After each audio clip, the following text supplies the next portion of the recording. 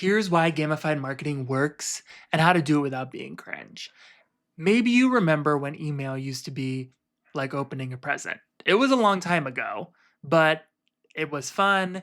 It was exciting to see your friends send you an email, even if it was one of those stupid chain emails you used to get in like middle school. But now that kind of era of email marketing is over. Allegedly. I'm here to change that. I'm determined to change it even. Uh, what if we could make email as fun as it was in 2010? And what if I told you there's actually neuroscience behind why incorporating play into your marketing helps it cut through the noise? Last week, I shared how we increased our email engagement by 43% just by adding a game into our weekly newsletter and creating a leaderboard. Today, I'm going to dig into the why behind the magic. So, when we play, our brains actually release a cocktail of feel good chemicals. Dopamine, endorphins, oxytocin, all of these things combine to create a connection on the screen. And when you incorporate play into your marketing, it's not just fun, it's engagement on a neurological level. Your marketing stops competing with other emails when it becomes play. It starts competing with the social scroll, with the fun of TikTok, with the content that people are digesting on platforms like Substack. Like when you invest into your newsletter and your email strategy in a way that puts play first, people actually check their emails to see what's coming from your brand and how they can gain value from it. Your emails aren't just another sale or another ad on someone's never ending feed. It's a real way that they can engage with your brand. So, in my opinion, play beats professionalism every time. Just because we grew up and we started working 9 to 5s doesn't mean that we stopped needing play. We just got told that we had to work more. Research from Dr. Stuart Brown shows that play deprivation leads to decreased creativity, increased stress, and here's the kicker: reduced ability to adapt to new information. Translation: playful marketing doesn't just feel better, it literally makes your audience more receptive to your message. Here's 3 psychological principles you can apply to your marketing strategies today. 1. Implement a variable reward schedule. This is a fancy way to say that at some point in each of your newsletters, start hiding happy little secrets. For us, our newsletter started hiding point opportunities each week.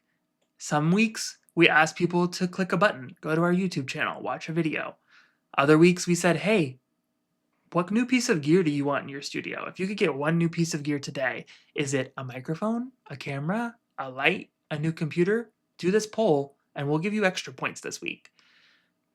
It's unpredictable, but that same unpredictability helps people get into our emails every week, scroll, and find things to help get them rewards. Even if it's the little dopamine reward of watching a new video and knowing that they're climbing our leaderboard, it's still a reward that helps them come back and look forward to Monday emails. Because who the hell wants to look forward to a Monday email? Here's how you can do it if you don't want to incorporate a leaderboard strategy. So you can incorporate variable rewards by doing bonus tips, maybe including early access to something. Like if you have a YouTube video that comes out on Friday, maybe send your Monday newsletter an unlisted link and let them know, hey, this video comes out Friday, but because you're on my Monday newsletter, I'm giving you a sneak peek. There's some things like that that you can incorporate without having to build an entire point system that already start to encourage your users, hey, when I show up to this email, I get rewarded. Principle number 2, achievement motivation. Humans are wired to close the loop. So our quarterly finish line gives people a clear end in sight and a way that they can see their rankings. If you don't want to use a leaderboard, here's how you can apply this same principle of achievement motivation to your newsletter. All you have to do is create a short series. Hey, this is our first poll that we're going to ask this month. Think about it as content chunks. Hey, this month we're going to focus all on sharing unlisted videos with you. Click this button if you want to make sure that you get all of our unlisted videos before they drop. Set up a secondary newsletter that goes to those people. Set up automated tagging.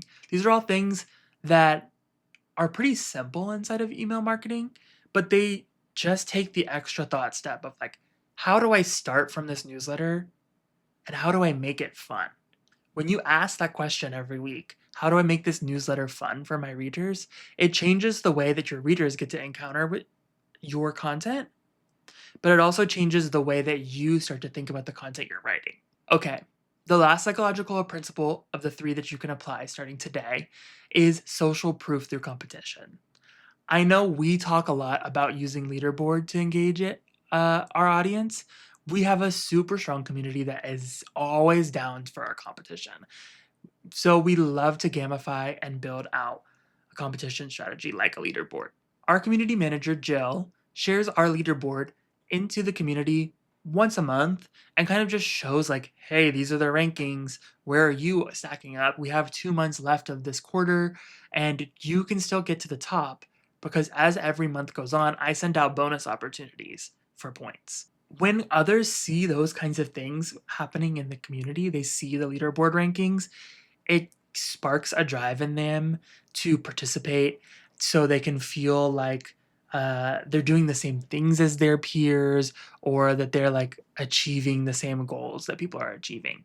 But really, the leaderboard isn't just about individual achievement, it's about belonging to an active community. Here's how you can apply this starting today. Uh, do something that makes participation visible. So if you're running a free workshop this week, try out List Gadget and say, hey, click here to participate in the free workshop, do the tagging, opt in, and then do the leaderboard. It doesn't have to give them a prize, but hey, it could be nice to where when they click the bottom of it every week, they say, hey, I want to turn this in. I want to turn in today's homework for this challenge. Click this button at the bottom of the email, get your points, and go. And they'll see themselves included in that leaderboard. They'll see other people included in that leaderboard. And it's a way to do community marketing without having a Facebook group or a Discord channel. It's a way to do community in a way that is email and that is asynchronous. You can also focus on user-generated content or highlighting community members. There's tons of ways you can do this just directly inside of email per usual. I think that List Gadget's leaderboard option gives any person with an email list the ability to highlight community and elevate the community of a newsletter without having to actually use a community building software. Here's the reality check. At the end of the day, your audience is getting on average 121 emails. Most marketers are trying to be the most professional to stand out. They have beautiful graphics. They have tons of A/B testing that goes into making the best subject line. They have everything down to a science. And in that, they lose the humanity of marketing and what makes marketing fun. Professional has become predictable, and predictable is ignorable. When you show up in people's inbox in a playful way, your emails are remembered, they're opened, and they're clicked. But here's the catch. You can't fake playfulness. If your brand personality is serious, you can't just put in cartoon emojis and hope that people find your emails valuable or engaging. So you have to find your version of play. Remember earlier when I said, what would this look like if it was fun? That's what you have to start with. You have to start with your version of fun. What makes writing a newsletter more fun for you? Is it doing it from a coffee shop? Is it drawing out little illustrations on a notepad while you write it? Maybe it's writing your copy in a notebook and doodling around the pages before you actually take the pen to paper to computer, right? Those are the things that matter because that's what makes your newsletter human and playful. So, whether it's behind the scenes humor, intellectual puzzles, or celebrating small wins with your audience, adding play to your marketing isn't about being less serious about results. It's about being more serious about human psychology. I feel like I've said this 100 times in this video already, but when we made our newsletter feel like a treasure hunt instead of an obligation, people show up week after week and our click rate increased. But more importantly, we increased our connection with our audience. We started getting replies to our Monday newsletters, people asking questions about the videos that we were promoting. We started getting replies telling us that we made an error in our scheduling. Thank you. I don't want to send out emails with the wrong information, or I don't want to give people the wrong links. That connection And opening a channel where people felt comfortable to respond to our email not only tells inboxes like Yahoo and Google that our messages aren't spam, but it shows them that we should be getting delivered and prioritized in people's inboxes because customers of ours respond and we respond to them. It's not a no reply address that we send emails from. We want connection, and that's why we put play at the backbone of everything that we do in Ecamm. I hope this video helped you get serious about having fun with the content you're creating in the marketing space and connecting with your audience in a real way. If you like this video, leave a comment and let me know. Comments are the only way that I really know if people on the internet are connecting with what I'm saying. And if you found it valuable and you don't write the emails at your company, forward this video to your friend or a coworker. I think that we can together make the internet a really beautiful place that's focused around community and connection like it used to be. So thanks so much again for watching, and I'll catch you in the next one.